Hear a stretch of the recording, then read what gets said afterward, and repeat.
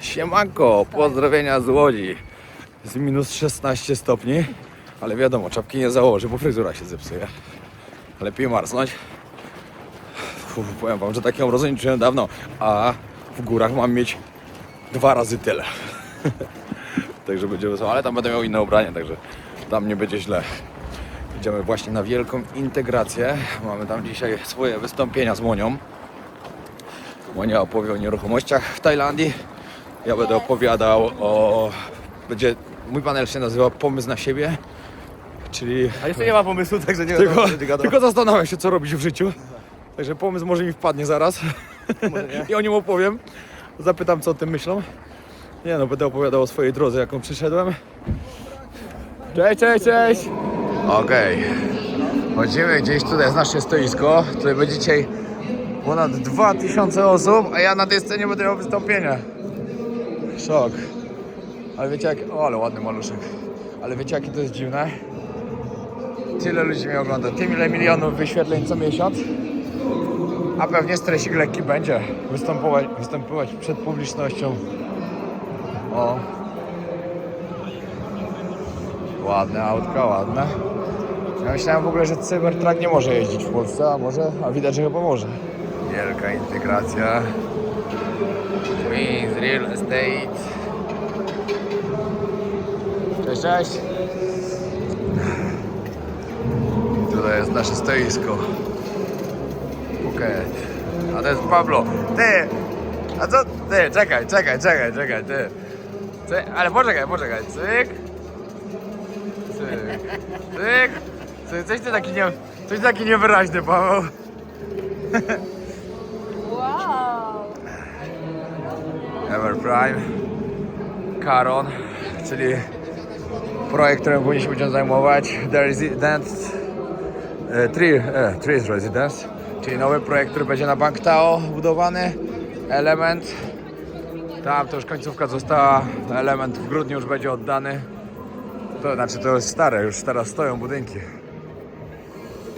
Jest Martin, jest Kun Manas, czyli nasz deweloper, który buduje. Cała ekipa w komplecie.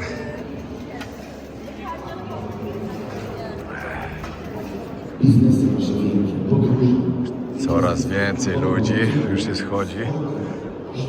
Ojej, przy tylu ludziach to jeszcze nie miałem wystąpienia.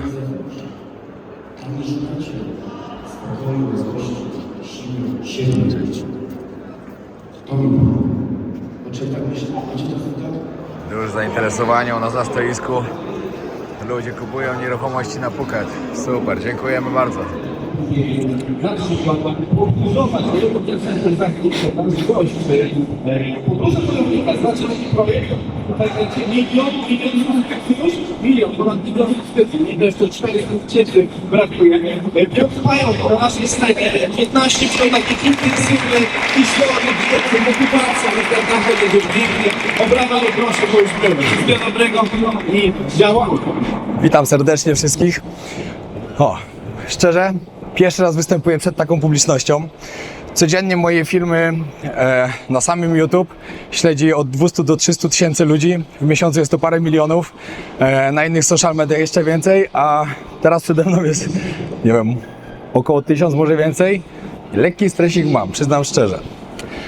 Jak zaczęły się podróże wojownika? Wiele osób, które mnie ogląda, które mnie znają, mniej więcej mogą wiedzieć, że zaczęło się to wszystko od tego, jak w 2018 wyprowadziłem się do Tajlandii. Z Tajlandią łączy mnie bardzo wiele, ponieważ w 2011 roku pierwszy raz pojechałem tam trenować z bratem, tajski boks, i zakochaliśmy się od razu w tym miejscu. Powiedziałem sobie, że kiedyś muszę na 100% tam wyjechać, zamieszkać, no i to się stało w 2018 roku. W styczniu 2019 roku zakładam kanał Podróże Wojownika. Podróże Wojownika dlatego, że kocham podróżować. Wojownika dlatego, że wyjechałem typowo do Tajlandii walczyć. Ponieważ planowałem zrobić tam zawodową karierę w tajskim boksie. Opowiem wam dzisiaj troszkę o tej drodze, którą przeszedłem do miejsca, w którym jestem teraz. Aktualnie na YouTube śledzi mnie ponad 1 000 000 osób. Jako pierwszy podróżnik w Polsce na YouTubie otrzymałem złoty znaczek, co jest dla mnie naprawdę bardzo wielkim wyróżnieniem, ponieważ nigdy nie planowałem w ogóle kariery na YouTube. Nie sądziłem, że może mi się to udać, bo YouTube to była dla mnie taka platforma, gdzie po prostu siedzą dzieciaki i grają w gry, albo inni to oglądają. YouTube dał mi bardzo dużo możliwości, dał mi przede wszystkim życie, którym żyję teraz. Zarabiam na tym naprawdę bardzo dobre pieniądze, mogę inwestować w nieruchomości, podróżuję po całym świecie.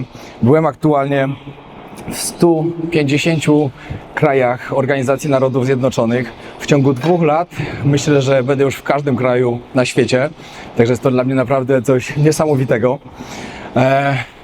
Co wam mogę powiedzieć? To jest chłopak, który jechał w pierwszą podróż. W 2019 roku spakowałem plecak, bez pieniędzy praktycznie ruszyłem w podróż po 15 krajach Azji. Był to dla mnie totalnie przełomowy moment, ponieważ w 10 kraju, jak byłem w 11, przepraszam, jak byłem w Indiach, mój kanał nagle wystrzelił. Ludzie zaczęli wiedzieć, co to są podróże wojownika. Zacząłem na tym zarabiać pieniądze i całkowicie zmieniło się moje życie. Było też wiele szalonych podróży. Ci, którzy mnie oglądają, wiedzą, że jedną chyba z najbardziej szalonych, gdzie walczyłem o życie, była Mauretania. Jechałem na pociągu z rudą żelaza.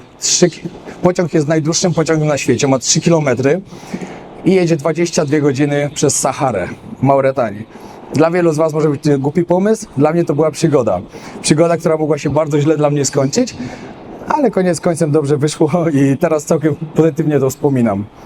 Podczas mojej podróży tam nie wiedziałem, który wagon muszę wybrać. Były wagony, gdzie była ruda żelaza sypka, która była wielkim problemem, ja o tym nie wiedziałem. I były grudy, tam gdzie powinienem wsiąść, oczywiście wsiadłem do tego złego. W nocy zaczęła się burza piaskowa i przez 7 godzin walczyłem o przetrwanie. Wszędzie unosiła się ta ruda żelaza, piasek, no i miałem ją wszędzie, nawet tam gdzie to, wszędzie, totalnie. Były też szalone podróże, były takie jak Afganistan, które możecie tam zobaczyć. Akurat siedzę sobie w sklepie z bronią, byłem na targu z bronią, tam idzie się na targ, można sobie kupić broń. Twierdzą oficjalnie, że nie można, ale ja doskonale wiem, że było inaczej. Tutaj jestem w Indiach z jednym z Agori. Agori jest to sekta ludzi, świętych ludzi w Indiach, którzy się żywią zwłokami, znaczy nie żywią, sorry. Podczas swojej ceremonii zjadają kawałek ludzkiego mięsa. To jest bardzo ciekawe i bardzo wyjątkowe i on mi pokazał takie miejsce, w którym to robią. Pokazał mi czaszkę ludzką, ponieważ oni znajdują się w Varanasi, czyli w świętym mieście w Indiach. W tym mieście każdy Indus pragnie, żeby został tam spalony, a następnie jego prochy wsypane do Gangesu. Nie każdego na to stać, ponieważ jest to bardzo drogie. Niektórzy po prostu przywożą zwłoki kogoś od siebie z rodziny, zaczepiają mu kamienie i wrzucają do Gangesu. Co jest wyjątkowe tam, ponieważ kawałek niżej, powiedzmy jakieś 500 metrów, ludzie się kąpią w tym Gangesie, piją wodę z Gangesu, ponieważ oni wierzą, że to jest święta woda, matka Ganga, że ich oczyszcza i ja nie wiem w ogóle jak oni żyją. Myślę, że każdy z nas, kto by się tam napił tej wody, to prawdopodobnie by umarł. Oni żyją.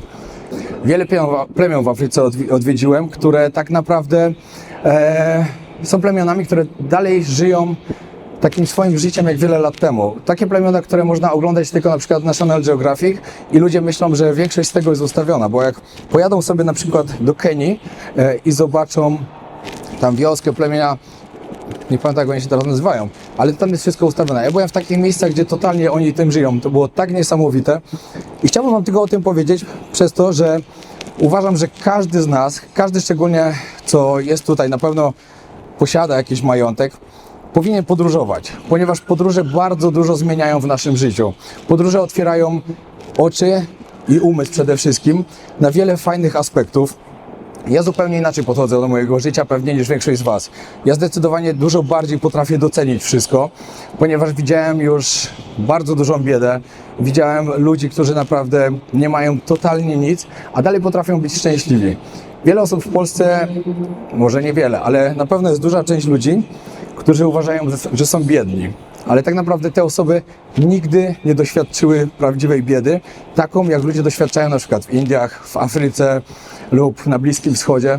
Ja widziałem praktycznie każdy obraz tego i uważam, że samo to, że urodziliśmy się w Polsce, że mieszkamy, no dobra, ja nie mieszkam, ale mam polski paszport, to jest już naprawdę dla nas niesamowitym przywilejem. To, że mamy drogi, że do szkoły możemy iść, że ludzie mają pracę, że mogą iść sobie do sklepu coś kupić. W wielu miejscach na świecie tego nie ma. Dzieci na przykład w wielu krajach Afryki marzą o tym, żeby iść do szkoły. U nas przeważnie jest to karą, że dziecko musi iść, nie idzie tam chętnie, że po prostu ona wie, że musi tam chodzić. W Afryce to jest wielkie marzenie dla takiego dziecka. Są miejsca na Bliskim Wschodzie lub też w Afryce, gdzie cały czas panuje konflikt zbrojny. Ludzie wychodzą z domu i nie wiedzą tak naprawdę, czy wrócą do tego domu, ponieważ zawsze może jakaś bomba stać, może spaść, może coś się stać, może ktoś ich zabić. Dlatego każdy z nas powinien bardzo, ale to bardzo doceniać to, gdzie mieszkamy, jaki mamy paszport, co możemy robić w życiu. I jeśli mamy już takie możliwości, powinniśmy to wykorzystywać i podróżować jak najwięcej się da. Z Tajlandią nie łączy mnie tylko to, że tam mieszkam, ale też tam prowadzimy biznesy. Tajlandię poznałem tak dobrze jak... No dobra, może ktoś jeszcze tak samo poznał jak ja, ale uważam, że poznałem bardzo dobrze. Dlatego stwierdziliśmy, że musimy zacząć rozwijać też tam nasze biznesy. Działamy w turystyce, ale także mamy agencję Twins Real Estate. Sprzedajemy tam nieruchomości. Współpracujemy z najlepszym deweloperem, który jest na wyspie. Jest to rodzina, która od 20 lat buduje bardzo dużo nieruchomości, całych osiedli willi też. Także wiemy, z kim pracujemy i wiemy, jakie mamy tam możliwości. Ostatnie, dobra, może jeszcze nie ostatnie. Z Tajlandią mnie łączy jeszcze więcej. W Tajlandii w 2021, dokładnie, czyli zaraz jak się kończył COVID. Jak byłem akurat wtedy w Ekwadorze, zobaczyłem na Instagramie post pewnej dziewczyny, która napisała, że akurat wyjechała na kwarantannę do Tajlandii, żeby tam zamieszkać. Okazało się tak, że ta dziewczyna teraz jest moją żoną, ponieważ zakochałem się od pierwszego wejrzenia. Tylko w zdjęciu na Instagramie. To było też bardzo ciekawe. Rok później, jak się spotkaliśmy, poznaliśmy właśnie w Bangkoku, popłynęliśmy na Antarktydę. I na Antarktydzie się jej oświadczyłem. Dookoła pingwiny, góry lodowe, śnieg, a ja się oświadczałem. Przyznam szczerze,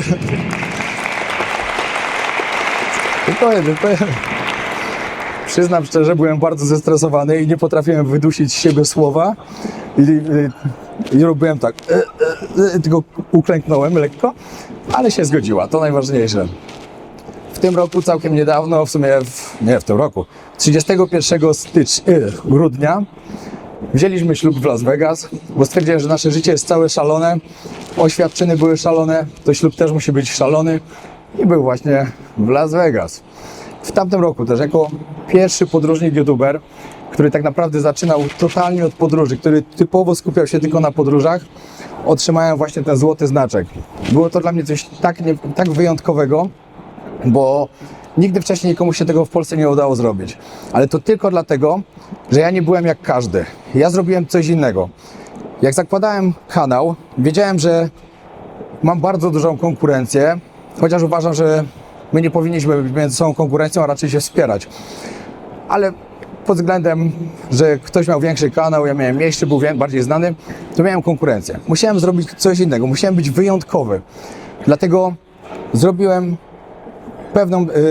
pewną decyzję podjąłem, żeby nagrywać filmy codziennie, żeby zrobić daily vlogi, żeby ludzie nie przeżywali tylko mojej podróży, że oglądają ją raz w tygodniu, tylko żeby ludzie ze mną pojechali w tą podróż, żeby codziennie dostawali film, żeby codziennie mogli wiedzieć, co ja robiłem. I tak właśnie osiągnąłem sukces, że wyszedłem przed szereg. Zrobiłem coś innego niż każdy robił. Dodatkowo 1 000 000 subskrypcji zdobyłem nagrywając telefonem. Od początku do końca używałem tylko telefonu, czego nie robił też nikt inny, ponieważ wszyscy mieli drogie sprzęty, mnie na ten sprzęt nie było stać. Ja nie miałem pieniędzy.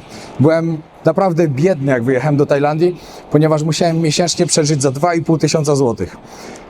Jak każdy, znaczy może nie każdy, ale ci, którzy byli w Tajlandii, szczególnie parę lat temu, wiedzą, że Tajlandia jest bardzo tania, że można na street foodzie bardzo tanio zjeść. Ja byłem tak biedny, że musiałem gotować sobie w domu. Także naprawdę chciałem bardzo zrobić wszystko, żeby przetrwać i żebym nie musiał stamtąd wyjeżdżać. I mi się to udało, ale tylko dlatego, że byłem mocno zmotywowany, żeby zmienić swoje życie na lepsze. Nigdy nie bałem się zmian, nigdy nie bałem się podejmować decyzji i myślę, że też dlatego osiągnąłem sukces. Ponieważ jak ktoś sobie pomyśli parę lat temu, że telefon, który mamy i tak wszyscy przy sobie, może mi dać naprawdę, skromnie powiem, ale miliony złotych zarobku, tylko przez to, że go używałem. Tylko przez to, że podróżowałem, że podróże stały się moją pracą i teraz ustawiły mnie na pewno na wiele lat do przodu, ponieważ dzięki temu mogłem sobie już zakupić parę nieruchomości, mam swój dom w Tajlandii, prowadzę 3 firmy aktualnie i jak wtedy sobie pomyślałem, czekajcie, ten chłopak tutaj, który wyjechał w podróż po 15 krajach, a tak naprawdę miałem tylko na 3 kraje. Powiedziałem, że jak mi się nie uda, jak nie zacznę zarabiać pieniędzy, żeby mi było stać na opłacenie sobie hostelu najtańszego, pociągu albo autobusu, żeby jechać dalej i żeby coś zjeść, będę musiał wracać. I nie miałem wtedy już kompletnie nic. Wtedy bym musiał się z Tajlandii wyprowadzić. I ten chłopak na pewno wtedy nie wiedział, gdzie będę dzisiaj, w jakim miejscu będę stał, że parę lat później odbiorę ten złoty znaczek i będę mógł występować przed tak wspaniałą publicznością jak teraz i być w tym miejscu. I to jest naprawdę niesamowite. Dlatego uważam, że każdy z Was, jak na przykład boi się, nie wiem, nagrywać filmiki na Instagrama, cokolwiek publikować w social mediach, nie można się bać. Nie można się bać, ponieważ każdy kiedyś zaczynał. Ja jak zaczynałem, jak wyciągnąłem telefon, to ja bałem się do niego odezwać. Bałem się tego, co ludzie powiedzą, że jeszcze, to jest jeszcze to. Wtedy miałem bardzo połamany nos, bo był już złamany 9 razy wcześniej, był naprawdę połamany. Wstydziłem się tego. Kamerę miałem zawsze na odbiciu lustrzanym, żeby nie było widać, że on jest taki połamany. To też było takie głupie, ale to była moja blokada w głowie. Dlatego uważam, że jak ktoś z Was ma takie blokady, trzeba sobie wyciągać ten telefon, kłaść sobie przed sobą i nagrywać. U mnie takim przełomowym punktem było to, jak po paru filmach ludzie w komentarzach zaczęli mi pisać, że jest fajnie, żebym nagrywał więcej, że naprawdę to dobrze wygląda, żebym się bardziej otworzył na tych widzów. I z każdą kolejną podróżą, jak jechałem, to mój telefon był moim najlepszym przyjacielem. Wiem, że to źle zabrzmi, ale naprawdę tak było. Ja uwielbiałem po prostu mówić do tego telefonu, bo ja wiedziałem, że każdy odcinek, który wrzucę, to osiągnie od około 100 000, nawet do 1 000 000 wyświetleń. Czyli 1 000 000 ludzi poświęca czas na to, żeby pooglądać Gostka, który sobie na przykład jedzie przez Afganistan, przez Syrię, przez Somalię lub inne kraje po prostu dzikiej Afryki.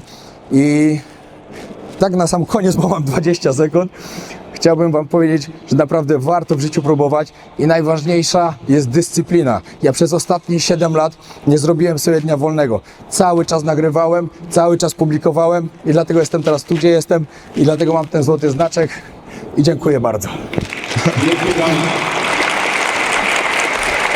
Przepiękne słowa.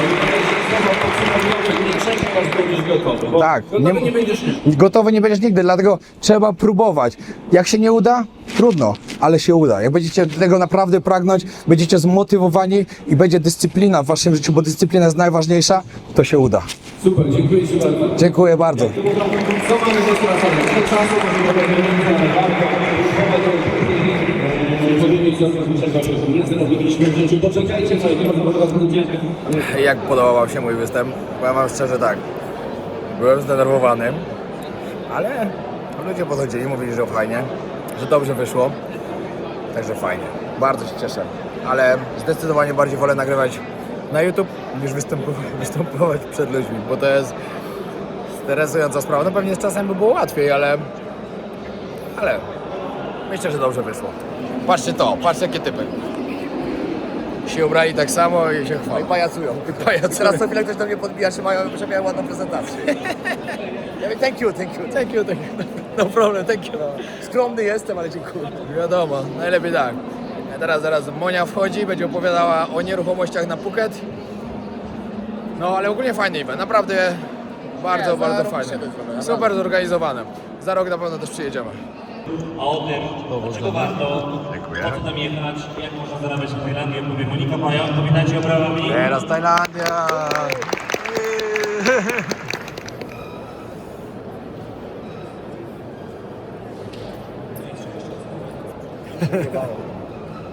Trochę ludzi jest. Jak ja miałem stresika, to wyobraźcie sobie, co Monika ma. Przyjechałam do Was specjalnie z Tajlandii na to wydarzenie. Jest mi bardzo miło tutaj być z Wami. Powiem Wam dzisiaj troszeczkę więcej o Tajlandii, a szczególnie o wyspie Phuket, bo właśnie tam mieszkamy i tam prowadzimy swoje biuro nieruchomości. Prowadzimy biuro nieruchomości, jest to nasza rodzinna firma. Specjalizujemy się głównie w rynku pierwotnym. Mamy również swoją firmę zarządzającą. Także jesteśmy z Wami od momentu podpisania umowy do odebrania kluczy, jak i również po zarządzanie. Jednym lotem 10,5 godziny i znajdziemy się z powrotem. Co to za minionek mi tu się wbił? Dlaczego Tajlandia jako kierunek inwestycyjny?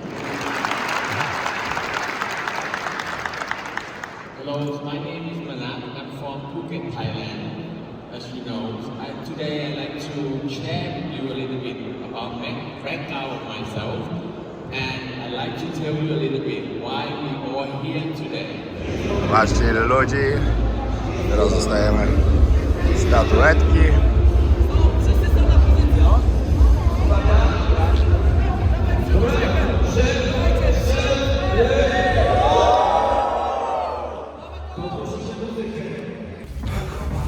Zamarzamy. Elo, Ale spokojnie. godziny w tym mrozie.